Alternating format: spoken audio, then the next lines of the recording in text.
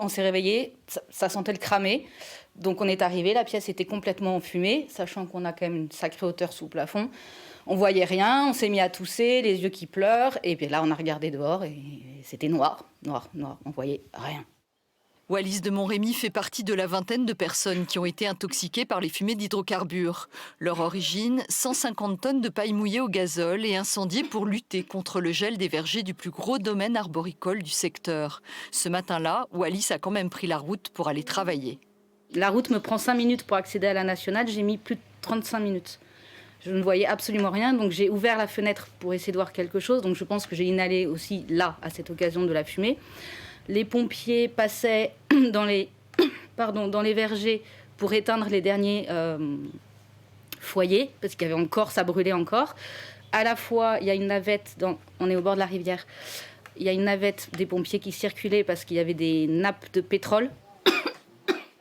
Wallis tousse encore, elle a des maux de tête. Elle a porté plainte comme la plupart des autres victimes qui se disent inquiètes d'avoir respiré des fumées toxiques. Il y a eu un usage qui est formellement interdit, qui est l'usage d'hydrocarbures pour alimenter les chaufferettes, les braseros qui permettent de lutter contre le gel. Et en fait, il y a toute une partie des vergers qui est alimentée comme ça. Du côté des vergers de Fontorbe, personne n'a souhaité nous répondre. C'est un représentant national de la profession qui a été mandaté pour le faire.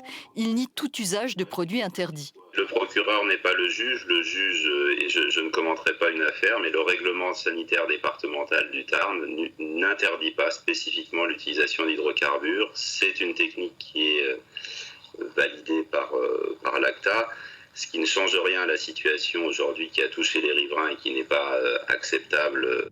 L'exploitant fait dire qu'il travaille à ce que ça ne se reproduise plus, mais la confiance est rompue. Malgré la garde à vue d'un des responsables du domaine mercredi, les faits ont été réitérés dans la nuit de vendredi à samedi. Les maires du secteur ont porté plainte. Alors nous, on a eu des témoignages de personnes qui ont déposé en gendarmerie avec des certificats médicaux, avec des atteintes de la sphère ORL assez importantes, des irritations, voire des saignements. C'est l'effet immédiat, mais elles sont inquiètes quant à l'effet éventuellement dans le temps. L'exploitant agricole risque 1 an de prison et 15 000 € d'amende pour mise en danger de la vie d'autrui.